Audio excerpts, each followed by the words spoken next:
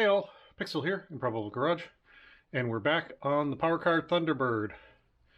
So I haven't worked on the paint on this because I've got a couple other project things being stored in the garage right now that I don't want to get covered in a bunch of sanding dust.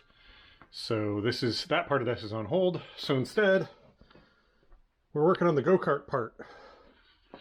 Yeah, I've been buying stuff. This engine I've actually had hanging around in the shop for a while. If you look really carefully in old videos, you can see it on a shelf. This is actually a spare I bought for a snowblower that didn't turn out to work. So I don't know if I'm using this engine specifically or if I'm going to go buy the smaller, like 3 horsepower one. This is like 6.5, I want to say, something like that. There's a smaller one that I may use instead because this thing is not going to need a lot of power. And then the other thing at Harbor Freight were these wheel assemblies. I got these because they look kind of like an old school tire and a little less go-karty.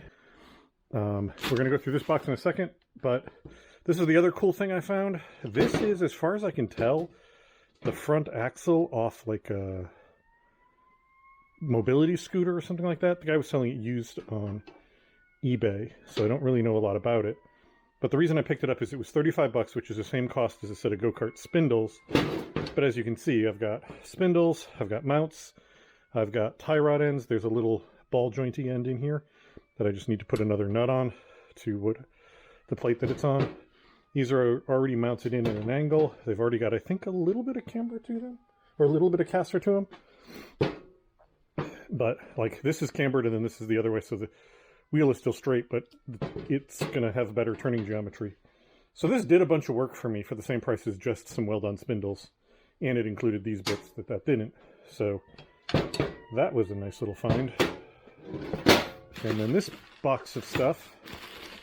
I'm not going to say where I got this stuff from. You can probably figure it out pretty easily. But the reason I'm not is that they included a bunch of Jesus flyers in with it, of the really scummy type that look like money, and then you open it up and it turns out to be a whole Jesus tract. Like, I'm not big on people pushing their religion on me to begin with, but I'm especially not big on people pushing their religion on by trying to, like, fool me, so they don't get any information. But this is all sorts of go-karty bits. See, I don't even know how this is up. Okay, here we go. So some of this I definitely could have made, but it just made it easier this way. This is gas and brake pedals. Pedal already made, already has the holes in it for the mounting of the cables. Those are ready to go. That was just so much easier for the price. This is a kit to put a throttle onto one of these. It will only work with the tank not mounted there, but that's fine because I need to move the tank. Anyway, we have brake and throttle cables. This is the clutch to go on the motor and a chain. I have 2 of these pillow blocks for the steering shaft. The other one's somewhere because I was measuring something with it. This is a combination sprocket and brake drum to go here. And then this is the brake that fits inside of it. And this cable operated. So that'll give me my braking assembly. And then a spiffy little steering wheel. This stuff was actually surprisingly cheap. I think there was like 150 bucks roughly for everything here. I can't remember exactly because I kept putting things in my cart, taking it out, changing which one I wanted, blah, blah, blah. But it was somewhere in that vicinity, which so much easier than trying to piece it together.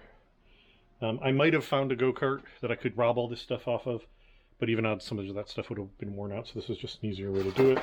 The other thing I bought is some steel supplies. I've got round stock for the steering shaft, square 1-inch stock for the frame rails, and some flat stock for some odds and ends stuff you'll see. I think I may have bought too heavy duty of steel. I went in there with, hey, I want this, and the guy was like, well, we got this which is slightly heavier duty, and I was like, sure. And then when I actually was unloading it from the van, I realized, Jesus Christ, this stuff's heavy. Also, 12-foot length. If I remember, I'll put a bit of video in here. So what's the longest thing you can haul in a G20 shorty wheelbase van? Well, 12 feet gets you right there. So that's your absolute maximum. The first bit of this is I need to make sure, I mean, these wheels will definitely work, but I need to make sure height-wise what's the best. Like, if I build the frame on the plane of where these holes are, will that fit properly? I'm like 99% sure it will, but I don't want to build it all and then find out I'm wrong. The other thing that's going to be a bit of a challenge with this is I want to try and get the motor under that rear deck lid. And two things got to happen there. One is the tank's got to get moved, which it can be moved down and over the side by just putting a bracket on it. This air cleaner assembly's got to get changed to something else, and the exhaust has got to get changed. Probably going to flip it around, cut this muffler off, add some pipe, and then either put that muffler or some other one lower down. But I only have so much to work with back here. The wheel itself is very much like the center line of it is the center line is like the back of the seat. So the motor's going to have to be back here a bit, but I don't think I have enough distance. But I might have some room in the middle there. That might give me enough room. But then I'm going to have to run a jack shaft over. This could get a little more complicated. But I'm going to try my best to get the basics hammered out. If I can get it to the point of a rolling... Oh, that's the other thing I don't have right now, just because I realized right when I was going to start recording, I never picked it up, is I need some 5/8 inch bolts to be my rear axles. These are 5/8 here. They're not quite long enough. They don't go through the second bearing. So what's probably going to end up happening is that I'm going to end up welding a little sleeve on and using a much longer bolt. But that's easy enough. So I can test fit with what I've got there. I don't have any 5/8 bolts, so I can't build the rear axle, especially because the rear has got to... They've got to be different diameters, because on one side it just has to be... The axle just has to be long enough to fit the wheel.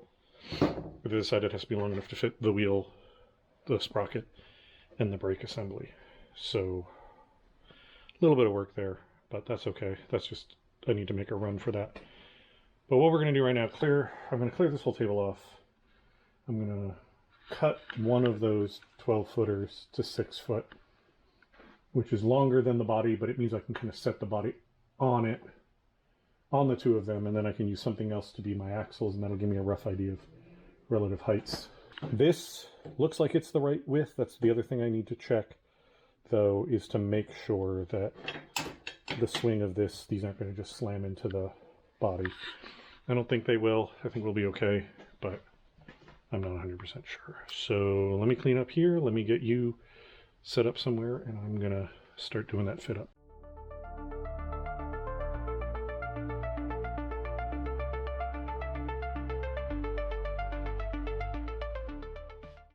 Alrighty, this is actually a little lower because, it's about right, because the frame rails are lower than they're going to be because they're under the body, but then the rod these around is on top of the frame rail, so we're close.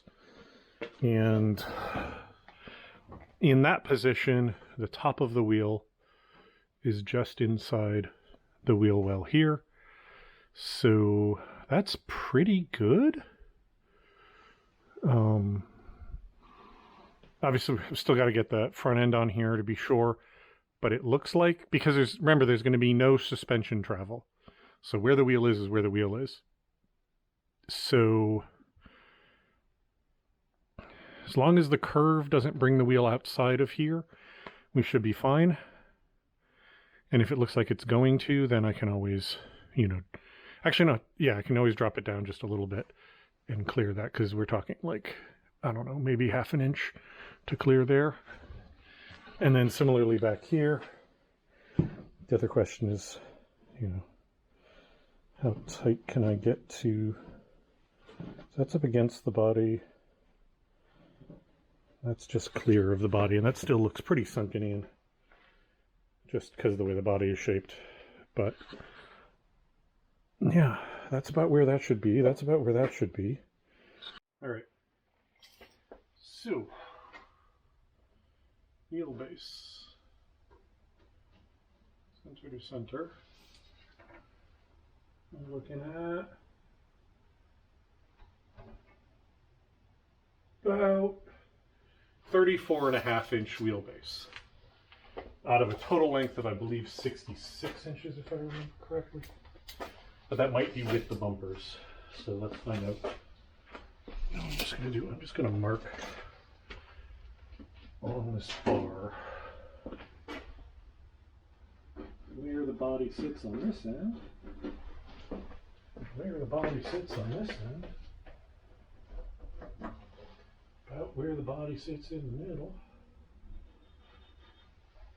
And then I'll measure that once I've pulled it off of there, because it's going to be way easier than trying to measure inside.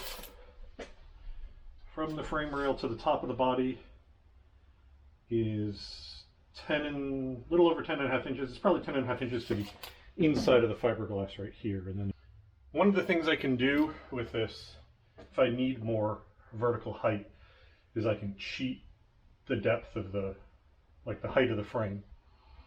Because the easiest way to build this is to build it all on one plane, you know, where these rails just end at the axle pieces front and rear, and then I build forward off of there. But if I want a little bit more height, I can run the frame rails under the axles because, again, no suspension, so it doesn't matter. And that'll let me, you know, drop the whole body down by a bit. And then I can build back up and out to where these mount holes are. Because I think I mentioned this in a previous video. It looks like from the originals, this area sort of around here, somewhere all of that, seems to be what took the primary weight of the body shell. These little holes down here seem to just have been for bolts to keep the body attached to the chassis. So I'm going to do the same thing because, like I was saying before, I feel like if I just bolt it here and the rest of this is free floating, I'm risking somebody putting a bunch of weight on it, trying to stand up, and just snapping or cracking the whole body. But if it's supported under here, it's already inherently supported when it's dropped onto the chassis. And then all I have to do is, like they did, I just had to build something out to here that's got a tab. I'm going to put a welded nut on the back of it for the bolt that goes through here. The original was a bolt and a wing nut with the wing nut on the inside. But that seems way too fiddly. It seems much easier to put. I'll put a bolt here. I'll probably get something pretty, like I'll get a Allen head or something like that. So what I'm probably going to do is make it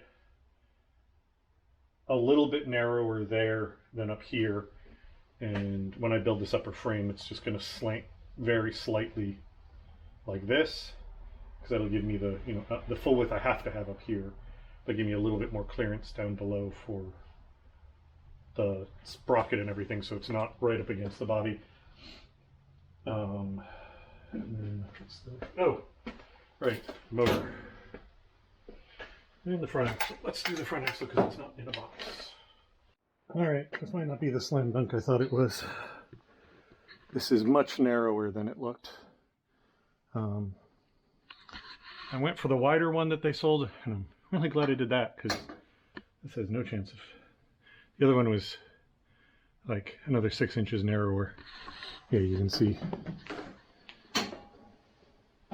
It looked right until I actually fit it up. So that's going to need to get sliced and widened, which means that I'm going to have to fiddle with the tie rod ends as a result of that.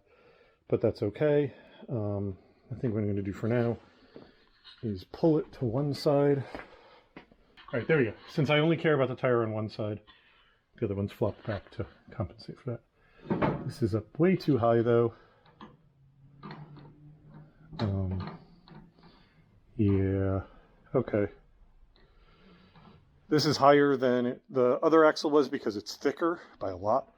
So we're now way up. We're another at least inch up. And it just clears if it's set that far back. So I think what I'm going to end up doing, and actually now that I think about it,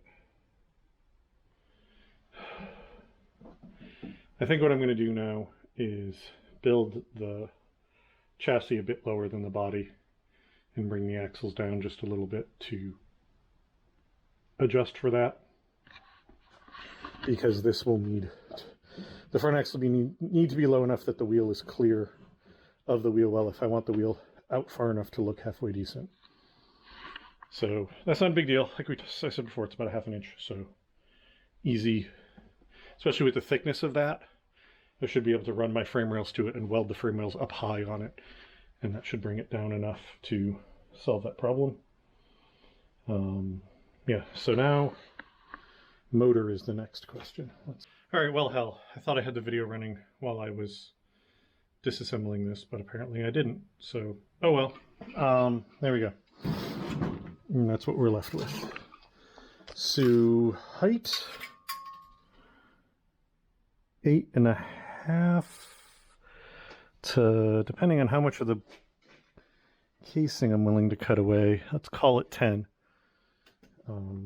That's actually my high point, because this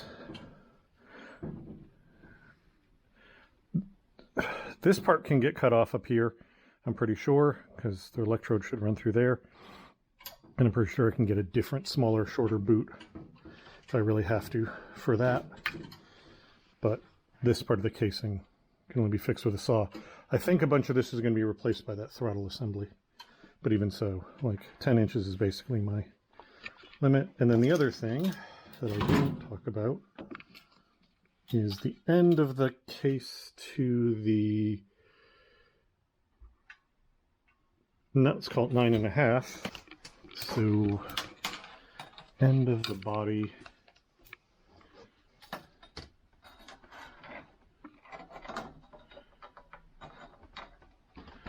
nine and a half is about here. So I would have an incredibly short chain. You know, if I want to give myself even just an inch of clearance, I'd have an incredibly short chain, because that wheel is almost the size of this tire. So I'd have the sprocket like right there, basically. I don't know how close you can run the sprocket to the two sprockets together and still have it work. This is the thing I was concerned about. Height's going to be a factor there. Oh, hey, I didn't even think about that. No. If I do use this, I'm going to have to do something more clever. Because I just realized, like, yeah, I can cram this hard against the body over here, but it's got to be pretty close this way for the shafts to line up, and then my exhaust is going to be like right in here somewhere, and probably way too close to the body to avoid cooking it. If this engine was reversed, it might kind of work, but yeah, okay, so that's complicated thing. So this is good and bad. The bad is I have to go buy more stuff. The good is it gives me more options, because if the motor won't fit here, it won't fit above without raising the body up significantly and still risking the exhaust problem. The only other real option is to put the motor over more centered and then run off the clutch here over to a jack shaft with a sprocket on it that then runs over to another sprocket that runs to the wheel.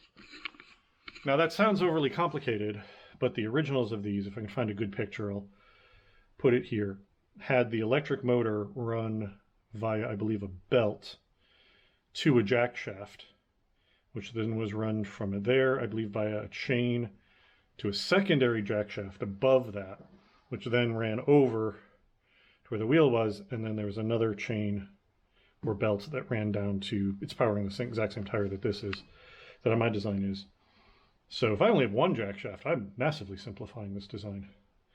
And if I put this more centered in the body, I don't have to worry so much about getting it close to stuff. It's still going to be a little closer than I like to the top, but I can pull it this way way more, which gives me more height. Yeah, I can pull them. So I can pull, if I do mount the motor more centered with the jack shaft. I can pull the whole thing over this way much more because I don't have to be behind the wheel anymore. And that gives me some height there. I can also sink it down more because it's going to be more towards the center, which means I'm going to be less likely to wang it on stuff. Because my only real fear having this thing low is to smash the case on something. But if it's kind of centered, that should be all right. It'll give me more room for the exhaust because I don't care if my exhaust is efficient or not. Unfortunately, this port is a really weird damn shape. So I tried just looking at if I could just flip the exhaust over and have it down here. But that port means that port and this port mean that at least that end flange has to be in this orientation. But like, if I cut it off, it's still up pretty high. But since I do not give a good goddamn about efficiency in this motor, what I can do is cut this flange off and then weld a piece of pipe on that's just never rises. You know, it comes out, you know, I can cut it off the weird angle that lets me sit it here and then immediately have it go down and hang this thing, this muffler, like I can hang this muffler down as low as I can get it. It can even stick out below, and then potentially even after that I can, where the end of this is, I can potentially weld a piece of pipe on that continues out and actually dumps out behind. Which would A, be cool because then it has a little exhaust pipe poodling out, and then also gets all that hot exhaust gases out from underneath it, so that'll help with the engine cooling. But I did some more research. There were gasoline-powered versions of some of these. I don't know exactly what year they started offering. They started only electric. At some point they started offering gas. I don't remember when now. But the gas engines that they used were a like 2.5 or 3 horsepower 2-stroke engine. So if I get the dinkier engine, it'll still have at least, if not more power. Actually have more power than that because 2-strokes have less torque. So it'll feel like it has more power. But that engine is teeny. One of the things I was tempted to do when building this was pick up one of the $50 2-stroke little pit bike engines. I may still do that. There may be a jump cut. Suddenly I have a pit bike engine if I'm buying a second engine, because I have to go look at those again, depending on where and how the sprocket is laid out on that. That might actually be better packaging, I'm now thinking. Yeah. Oh, wow. Actually, I have to go do the research. So right now I'm just talking out my butt. But if I remember correctly on those things, the sprocket comes out of the left side just like I need it to, but the engine's flipped around relative to it. So, you know, if the sprocket's here, the cylinder head is that way, which solves all my packaging problems because I can shift that as far back as I need to have clearance from the seat and the chain, and most of my motor is still forward of the center of the case. And those little engines are rippers. Like in a mini bike, those things go just fine. So, Okay, so just pulled this out and measured it from the back, inside of the back panel to the inside of the front panel. You know, somewhere around where a frame rail will probably be is almost exactly 5 feet, which is what I thought this body was. The material that I found said that this thing is 66 inches rather than 60. And that's, you know, there's at least an inch over here.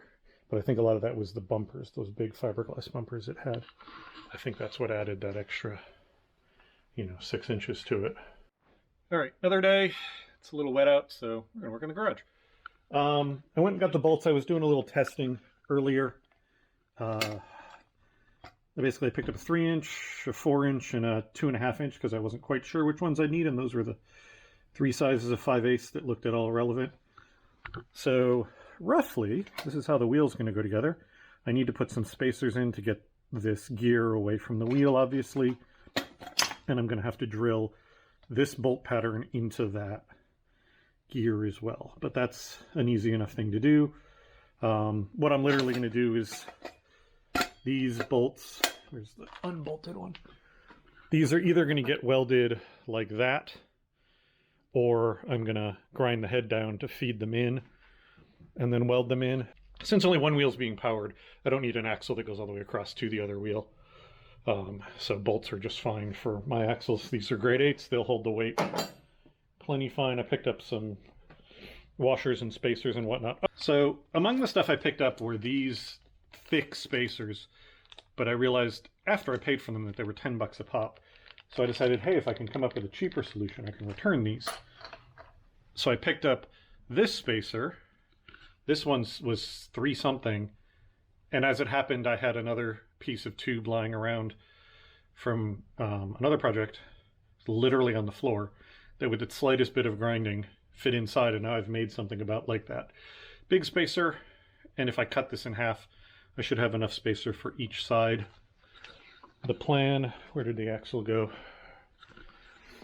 The plan is I'm going to slice this in half and weld the bit of it to each side to extend it, and then I'm going to use a longer bolt, and I should be perfectly fine on the front axle at that point. I still haven't figured out what I'm doing with engine. I'm still kind of deciding that.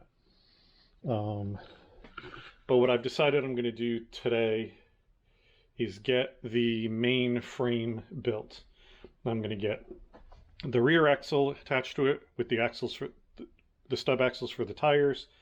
I'm going to have the 2 frame rails that go forward, and then I'm going to start working on that front, figuring out how much I need to extend it and whatnot. So my hope is by the end of today, I will have a rolling frame, and I'm probably going to build out either to this side so that I can put this in to support it, or I'm going to start working on this frame and see if I can get that in to support it. Because if I can get the frame to the point where it sits on 4 tires, and I can get the body to sit on the frame solidly, that makes all my other measuring and fabrication easier, because I have reference points that don't shift around. Because like right now, trying to figure out everything is a absolute pain. Like for instance, I've already forgotten the tire to tire measurement. I think it was 34.5, but it'll be nice when everything's locked down.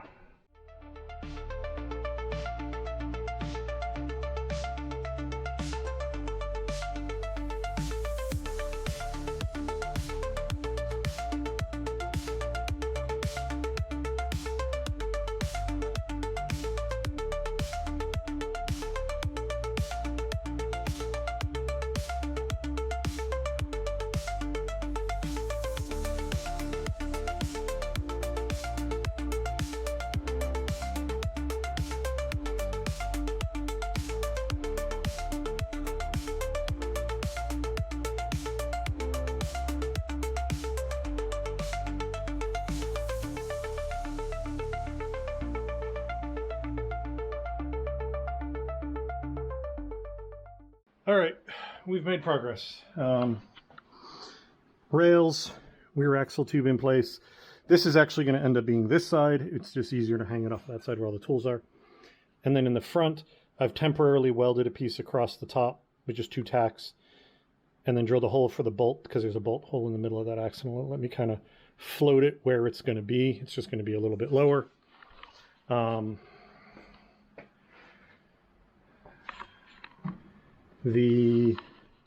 It looks like the rear is going to be 26 and a half, something like that.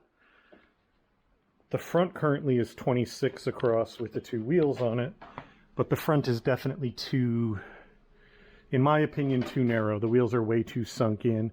They should be further out, but this is exactly why I wanted to be able to do this, so I could have a better idea of how this is going to fit. Yeah, I think this thing's going to end up with a slightly wider front track than rear, and that's fine. It's not going to be noticeable because the rear wheels have to be sunk in because of the wheel well, the fender skirts anyway. So it should be the case that if I cut this off flush here, this wheel will be at the same distance as that one. because this is 1 inch, and supposedly from the video I had found talking about building a basic go-kart, I'll put it in the description if I remember, he said use a 1 inch longer bolt on the side with all the stuff to make up for that. But now if I put this on the tire at the highest point, yeah, I've got 3 inches out. If I added 3 inches, that would put the wheel right at the lip. So if I had 2 inches per side, let me check. I'm not sure I'm centered, so let's check that. Spot. Okay, I'm 2 inches out on this side. So add 3 inches, that'll be, the wheel will be 1 inch in per side. I think that's good for clearing. Actually, no, it doesn't have to because the suspension doesn't move. So maybe ½ an inch in on each side, just so that the wheel doesn't stick out. That would add 2.5, 3, 4 inches in the center, which is 4 inches good because that's easy to remember.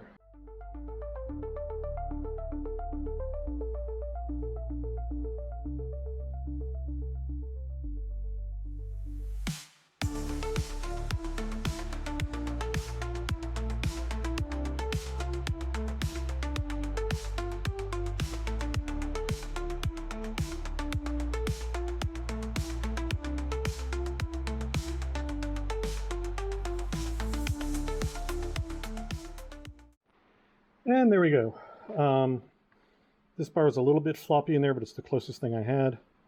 But sliced it, spread it open, tacked one side in, adjusted the other side till it was exactly 4 inches, and then welded that side on, and then welded it all around. They're not the most perfect welds, but they're definitely hot enough to have gotten good penetration in there, so that's good and solid. And it is ever so slightly off true, but it is so minor that for the speeds at this week, nobody will literally ever know.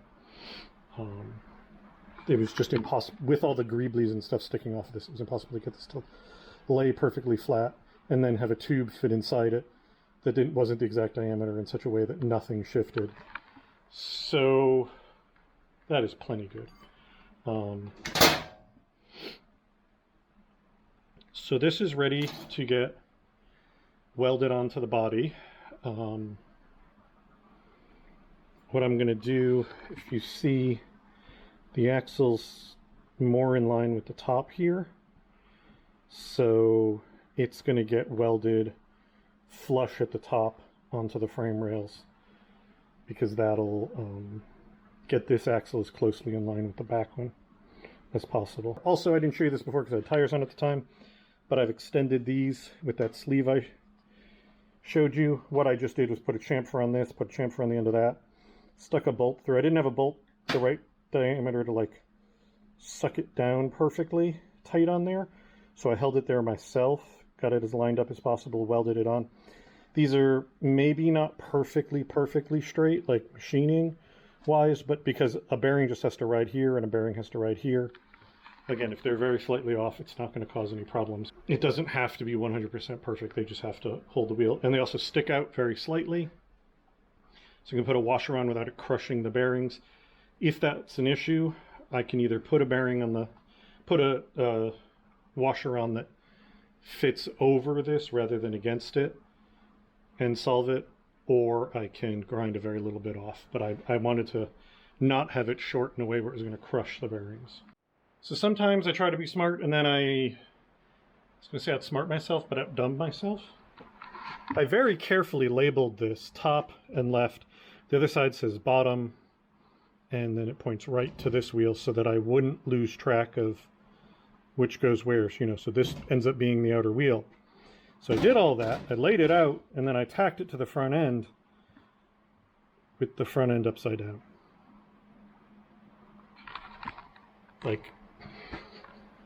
fortunately I just tacked it. I can cut those 4 welds, it'll be fine. It's because I'm trying to make this flush to the top. That's why I laid this down and that upside down to weld them on, because then the bench is keeping that basically flush. Of course I did it wrong. But I ground a little spot here. This line here and that line there are the 16 inches measured off the reference point of figuring out where the halfway point is, which is just inside of these welds. Measuring out from one, measuring across, and then doing a bunch of cross measuring. And that's basically where they go. I'm a little concerned that the tire will hit on tight turns, but we're gonna worry about that later, because if that ends up being an issue, if I end up having an issue where the car can't turn enough because it hits this here, what I will just do is weld another piece inboard, you know, from here to like back here, and then I'll cut away this one and just move the whole frame rail inwards. I did that on that wagon up there. I had the exact same problem here. The frame rails, where they were well positioned for the back, ended up being too wide at the front. The tires couldn't turn enough, so I just put another rail inboard, cut the other one back, and then basically had the whole frame jog inwards, and it works just fine. So I'm going to cut those off, I'm going to weld that on, and I think I'm going to be done for tonight because it says something about how much I'm paying attention right now. Sometimes you're just dumb. So I flip this over, top up, welded it on. Sorry, I had this the other way around. So I had it the other way around. I had the bottom up. Great. I'll weld on the thing. It'll be great, except that I welded it on upside down relative to that side. So it's still in the exact same orientation it was before, just now this way a little bit.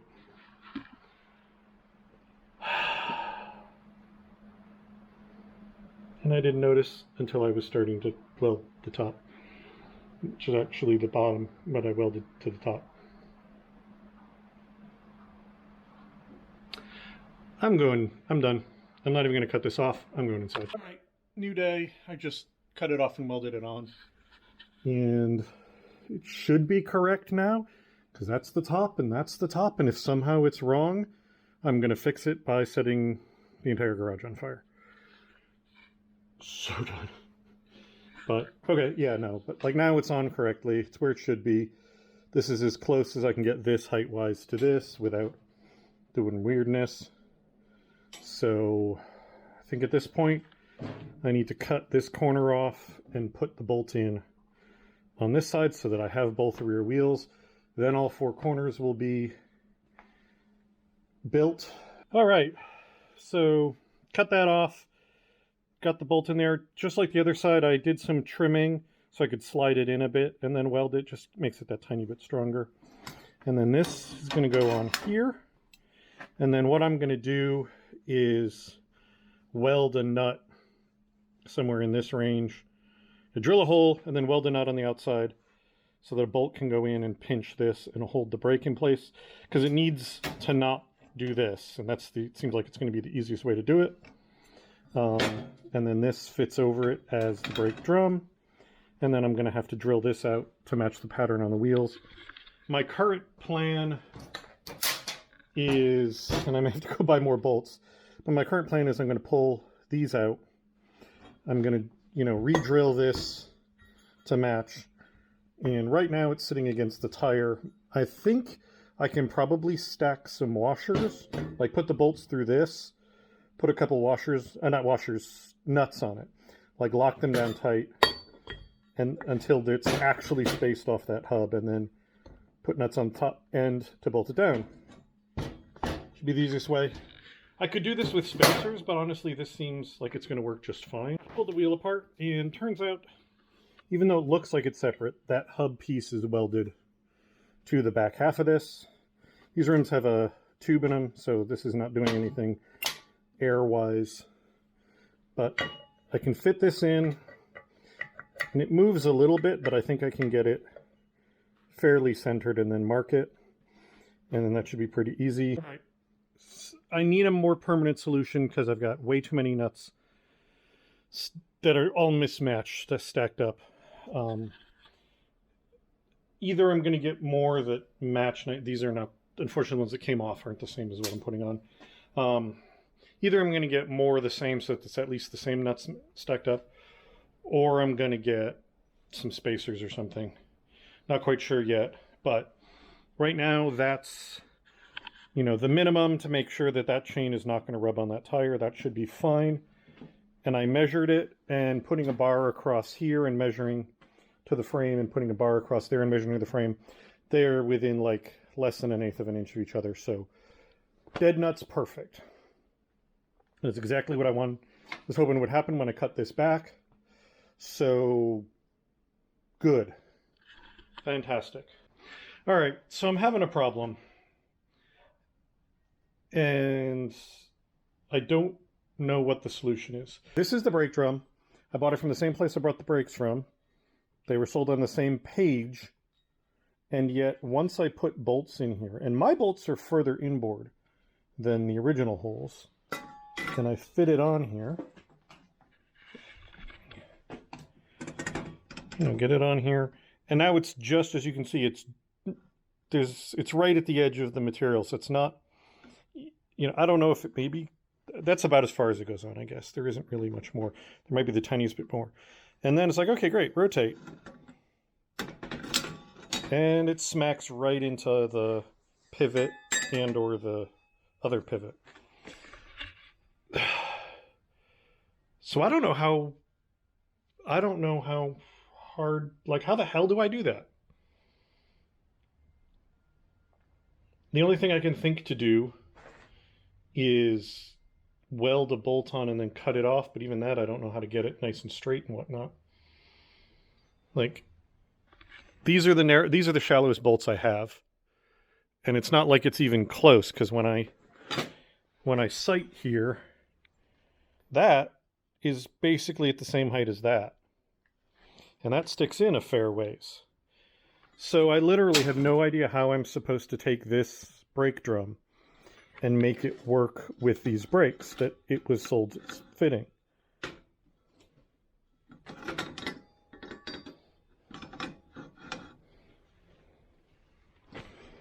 And yeah, because it's not touching, the bolt heads are not touching this. They've still got space, but there's no space over here, and there's basically no space over there. So I really just no idea what the hell I'm supposed to be doing. Because yeah, it starts hitting there, like on these things.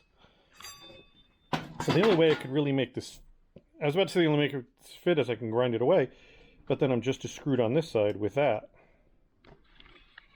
So I feel like they sold me shit that doesn't match. I'm going to go back and look at their website. So I might be wrong, but I'm really, really frustrated. All right, another day, another pile of hardware, and hopefully we can get this wheel done. So what I picked up, these are couplers threaded all the way through, basically a super tall nut. So they work great as both a nut and a spacer.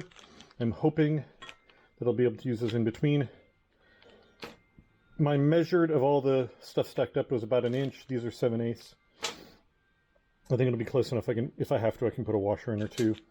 And then I've got some bolts that'll fit it. And then I've got these bolts that are a flat machine head. My hope is that I can feed this up from underneath, put this coupler on it, and then bolt through from the top. If that works, I'm going to have to cut some of the bolts shorter, but that may give me enough clearance here. Whether that gives me enough clearance or not, I'm welding these to this. So they'll either have a bolt going in either side and also be welded to this, so that this is removable from this, but this will be what it is. Oh, so I checked the website that I bought these from, and they give no depth measurements on any of the 4-inch brake drums that they sell for go-karts. However, looking at the photos, all of the other ones are visibly thicker. So they in no way indicate that these might have a problem with the brakes that they sell. Don't warn you about that, whatever. So F that place twice now. So I'm going to have to make this work. I'm not spending $35 to buy the next, another one from them that hopefully will be deep enough to not have that problem, but I can't be sure because I don't have any measurements. So we're going to make this work. So worst case scenario, I'll end up with the 4 couplers welded in these 4 places and a bolt coming in through the wheel to hold it. And at that point, if that's what I need to do, I will weld the coupler through the hole as well, and that should be strong enough. This thing's not got a lot of power going through it, so I think it'll be fine. So these aren't working. They are still smacking into the something, you know, one or the other of these. If I have it positioned so that the edge of the brake drum is just covering the edge of the brake shoe, they only hit sometime, but riding this, there's going to be deflection and wobble and whatnot, so that's not viable. Also, I had to put in another nut between here because these, despite these not being that much shorter than what I had before, it was just enough, not shorter, that the end of it was not touching the inside of this without having the gear hard up against. All right, we may have found a solution. I went and drilled these holes out and then put a chamfer on them and got these to lay in as flat as they can. They are at the edge of the chamfered bit. The only part that's proud now is the vertical part. So with that, if I fit this on here all the way back, it just scrapes those high spots, which means I can put a washer in there, push this wheel out a very tiny amount, and we should be good. So what I'm going to do is pull this whole thing apart. I'm going to clear, I'm going to grind the zinc off of everything. And then I'm going to cut these shorter because I need room for, right now, the bolts coming in the other way have a nut and a washer on them so that they don't bottom out against that one. These are going to get cut much shorter. They're going to basically be like 1 or 2 threads into this thing through the nut. And then the nut is going to get welded to this. The coupler is going to get welded to the nut.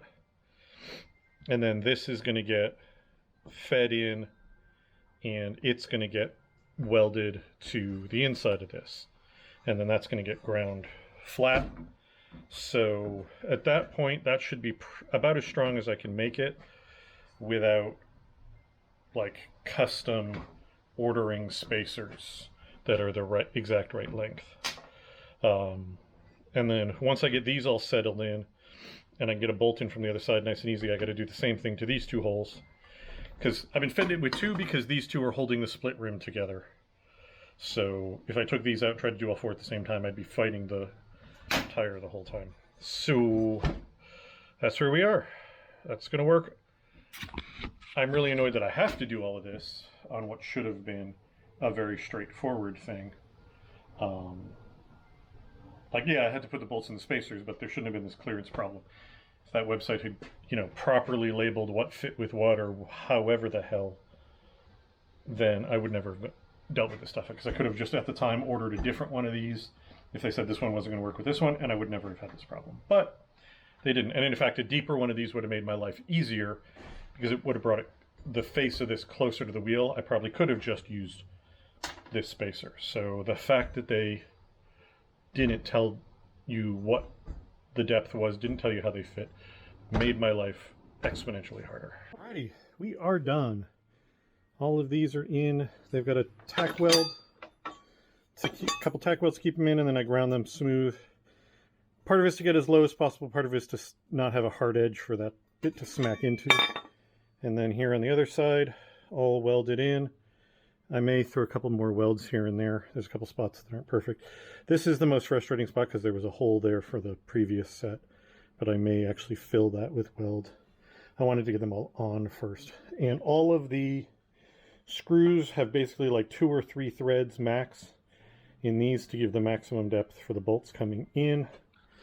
I know they're not doing a lot at that point, but the point of that was they've got support from the inside so they can't just shear off snapping the welds, and then they've got the welds on the outside so they can't wobble off, so it'll be reasonably solid at that point. I'm not too worried about this, because if this fails completely, if all 4 of these snap, all that happens is the go-kart stops going. It doesn't make the wheel fall off, it doesn't make the steering stop working, so it's not a critical piece that makes it dangerous if it fails. So I will take this as an acceptable solution. And like I said, if I end up not wanting, this is a 72 tooth gear, if I end up wanting a different gear, I will get a different hub with a different gear that's a proper depth, so that I will have to do far less of this bullshit. It's in, it's on. I can't prop it up properly because these wheels are narrow enough they sit on top of the table. These wheels are wide enough they don't. But it looks like that's centered, and it looks like that's basically centered. So I think we're good in that department, and the rear wheel well's wide enough it gives me a little fudge if somehow I got something slightly wrong. There is plenty of space back here. I could have actually made the rear track a little wider, but that's actually okay because the further in that rear wheel is, the more clearance there is for the chain assembly against, you know, relative to the body. So I'm going to just be happy with it. So the next step is building the metal framework that sits in here so I can marry the body support, which is what that's going to be, to the chassis, and have this be storable as one unit while I work on it, because right now it's basically two separate parts. So let's get this all off. Now that I've put all this up here so you can kind of but not well see it, let's take it all back off of here. I got to clean the table off because I'm going to be laying this back upside down, and I don't want it to be having bits of metal ground into it. Right. So this is the area I'm talking about. There's going to be one that runs straight across here, and then I'm going to need to come out a little bit so I can run one here, and then there's going to be one that runs across there. It's not going to, I'm not going to try and snug it up super tight to this one because of curves and stuff. Probably the back is going to be the only one it's going to be snugged up against, just so there's a reference point of put the body on, slide it back until it hits that. The primary reason for this, I think, like I said before, is if someone's getting out and they support themselves using the body, I want real structure there. So this piece of metal, I believe, was added later. For right now, I'm working around it because it's kind of doing some useful work in here, especially this is that damaged area, and it's not going to really impact what I'm trying to do. So what did I come up with? This piece is 22, these two side pieces are 24, and this piece is 22. The good, sort of best place for this to rest along here is splayed out slightly, which is why it's like that. I was expecting it to fit in tighter, but if I fit it in tighter,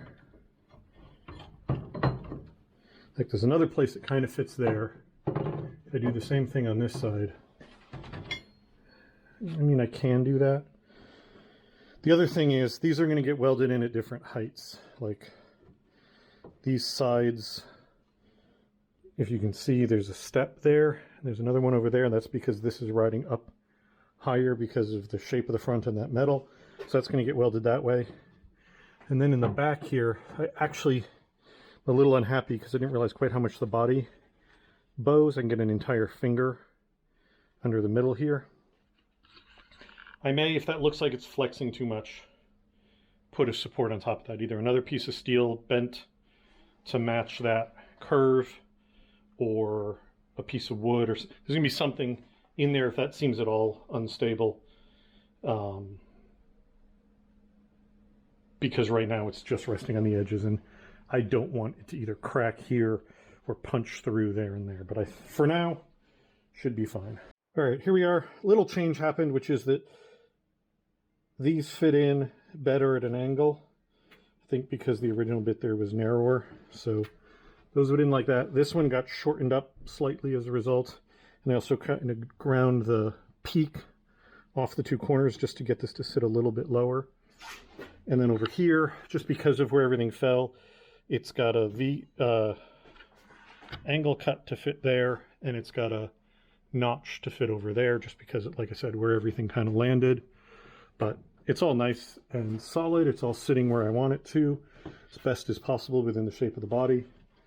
And that's a nice fit. And because this side angles in, this side angles in, this side angles in, even though the back is basically straight, it shouldn't be hard to just drop the body on. Dead on, not straight.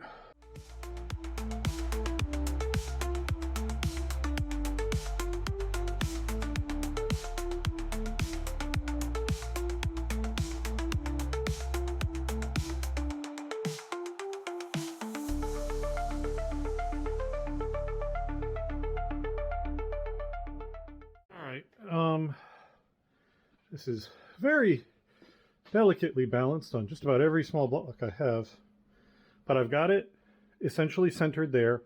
The wheels are centered in the wheel wells, and it is leaning very slightly this way, I think because of the weight of that front hub, or that rear hub rather. But at this height, the front wheels are where they should be relative to the wheel well. This is basically dead level to very, very slightly higher in the back. And these are where they should be. Now that it's here, the rear could have been 2 inches wider and it would have been fine. Part of that is, half of that is I ended up at 26 instead of 25 once I actually welded it all together. And I think a lot of that was trimming the bolt heads and partially recessing them may have been enough to lose that. Some of that, and then also I was making an assumption how big this was going to end up being, and I don't know if that ended up being correct or not. So I could stretch the rear another inch wider on either side later if I want to. That's a later me decision. You saw me lift up the engine and fit it in here because I'm realizing how far this wheel ends up in puts the engine much more centered, and it's hard to tell for sure, but it might be able to be far enough back to not be that close to that, because if I can get that exhaust a little bit more, you know, less in this area and more in this area, I'd feel a lot more comfortable with that, and they may avoid the whole jack shaft two-stroke engine dilemma completely.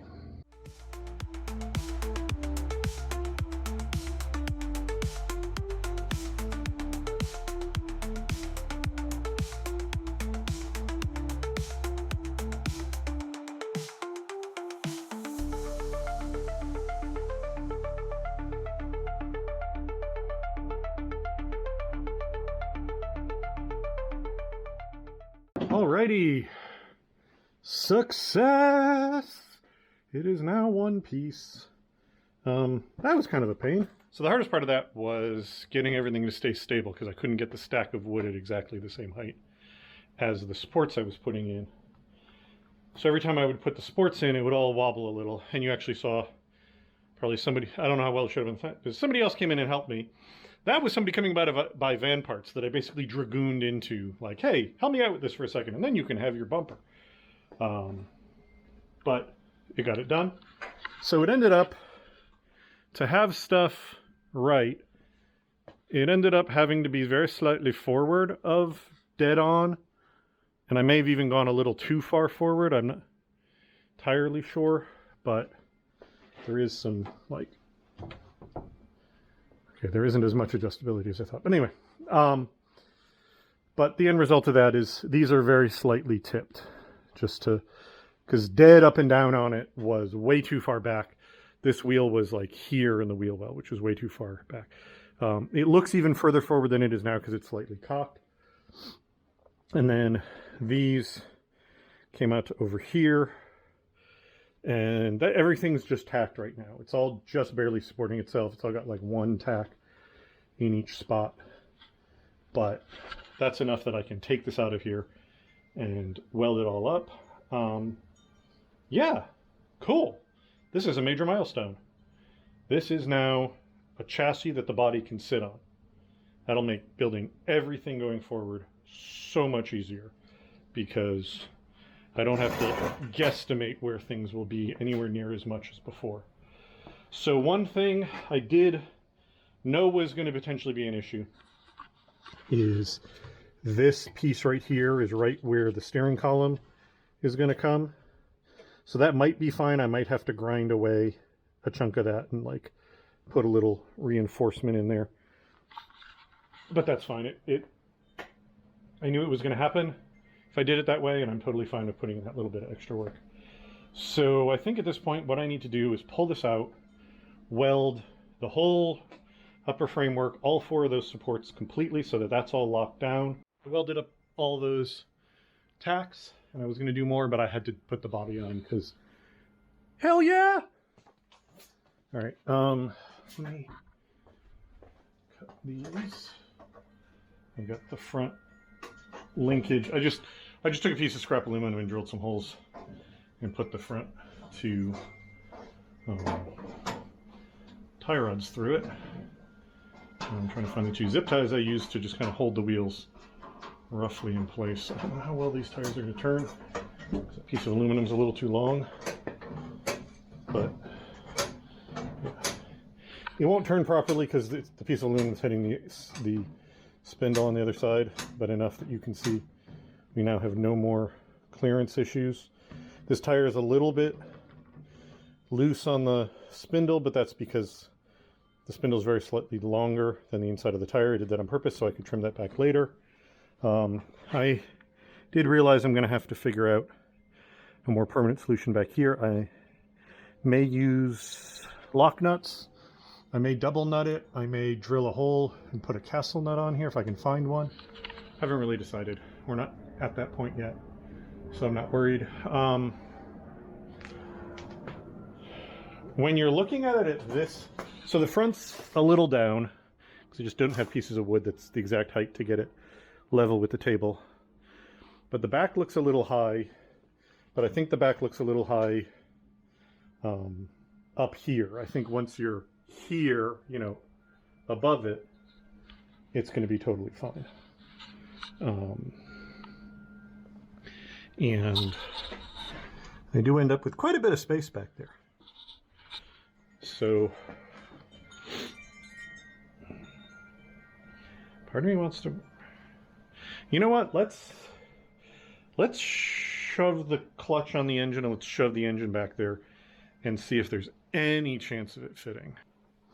So we got the motor in incredibly roughly. That's about where it's got to be lined up that way. It is as far as forward as it can be. Some part of it is whacking into the framework at this point, and it's up level with the bottom of the frame. And it ain't great, but it ain't terrible. It is close enough that that little thing on the plug that lets you yank the plug off doesn't fit and hits the body. And I don't like the vertical clearance a lot off the exhaust, but it's nowhere near as crammed in the corner as I feared. I have tons of space here, and I've got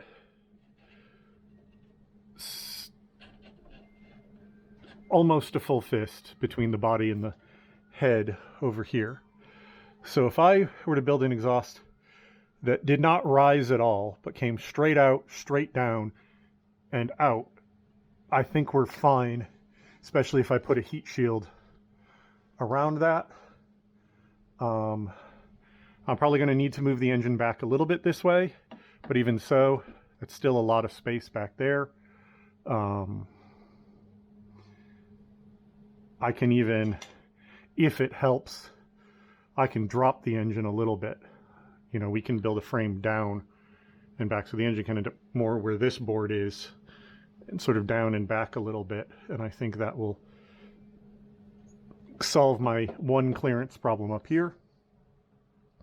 I have tons of room on this side so the fuel tank can get mounted up high but not on top of the engine.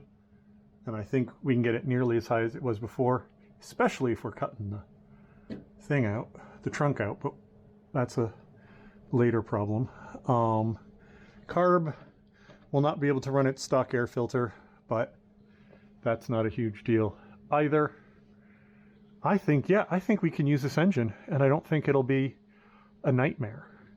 It'll have a slight compromise of the engine will have to hang down a bit below the frame rail, but I'm okay with that because it's not hanging down back here where it's going to smash on stuff. It's going to be hanging down fairly far forward, and I can build the framework that it's going to sit in. I can completely surround the bottom of the engine and therefore protect it, basically make it its own skid plate. Like make that the skid plate so that it'll hit that framework instead of any part of the engine itself. I'm going to have to figure out how I rotate the pull cord because right now it points uselessly forward. If the trunk gets opened, it can point up or slightly back. If the trunk doesn't get opened, it's going to need to point this way so that it'll be able to reach underneath and pull. Or the way I saw these were done, the pull cord was actually here, so there was a pulley and another pulley, and you pulled vertically basically between your legs, but even that would require this to be rotated. I'm pretty sure you can just unbolt these and turn them. I'll have to extend the wiring for the kill switch, obviously, but that's, again, not an immediate problem. I think that is not the packaging nightmare I thought it was going to be. That's awesome to see. That is a viable drivetrain option. That's going to be its own episode, because obviously I have to order the parts, so the getting the engine in and attached and everything is going to be entirely its own episode, because that's going to be a whole project unto itself. But I just realized I wanted to look at it. I'm going to find a piece of wood, and I'm going to try and sit in this thing. All right, let's see if I fit. Now this has got a piece of wood on top of the frame. Oh, geez. Houston, we have a problem. I tucked my feet. Huh. Oh dear.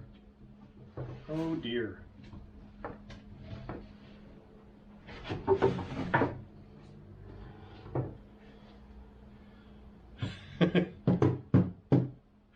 I don't fit. Like, at all. My back is hard against the back panel. My knees are crammed against the dashboard so tightly I wouldn't be able to, like, my feet are on the floor and I can't get them where any pedals would be because I'm slammed into the dashboard. And I can't, like, feed my legs under because I can't get my legs on top of the front. Like, even if I put the pedals furthest forward, like on the front axle, I can't get in because my knees would have to bend backwards. Hell, there were so many photos and videos of adults in these that I just assumed I assumed it would be a tight fit, but I assumed I would fit. Man, that's a bummer.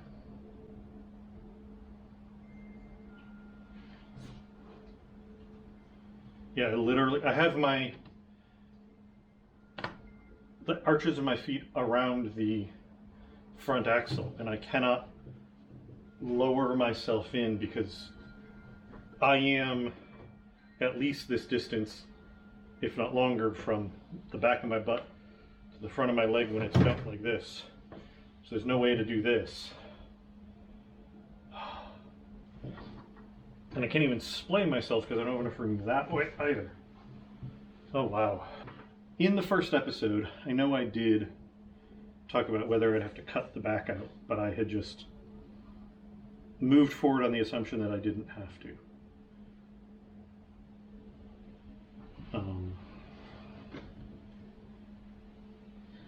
If I cut the height out of the dashboard, if I made the dashboard no lower than that metal bar I put in, maybe I could. No, even with that, because I'm lifting the body up, my legs are against the dash and I still don't fit. So yeah, I just do not fit in this at all. And the big problem is, even if I was willing to cut the body up, which I'm not saying I'm not, if I push this body back, 4-6 inches to make room so I can get into it, where the hell do I put the engine? Like, I don't have that kind of room. I could cut it and basically lean the seat back so I only push the body, like the top of the body goes back a lot, the bottom goes back an inch maybe, but then the seat will be really leaned back.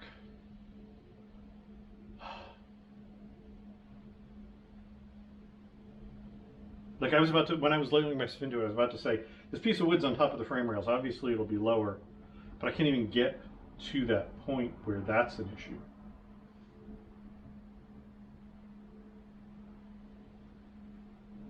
There are times when being tall sucks, apparently.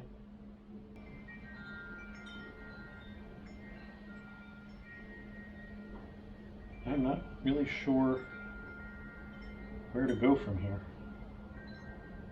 I'm going to take the body off and I'm going to try and get into the bare frame, because that's at least, you know, 1 to 2 inches longer.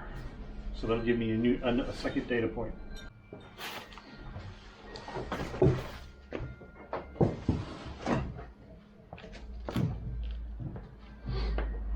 All right, let's try bare frame. Can I get in? I can get in, but I wouldn't be able to drive it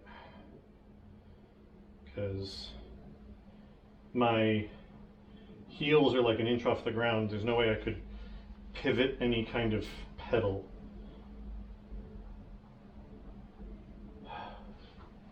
So the only way I could have this thing and I could fit in it and I could drive it is if I push the opening back multiple inches, because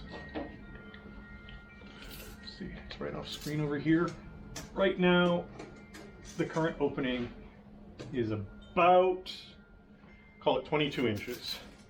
This opening just under 23 and a half. So I'm saying like at 6 inches is the minimum it would need to shift the top of this at least back. Probably the bottom as well, but right now the big problem is if I try and bring my legs up enough to get into where there would be a floorboard, I'm ramming into this, which means my legs need to be straighter, which means I think all of me needs to come back. All right, well, this is going to require some thinking. So I think at this point, I'm not doing any more building because I don't know what I'm doing right now. And then I will make a decision and I will come back to this. So this is going to be the end of the episode. Thank you all very much for watching. I'll talk to you later. Bye.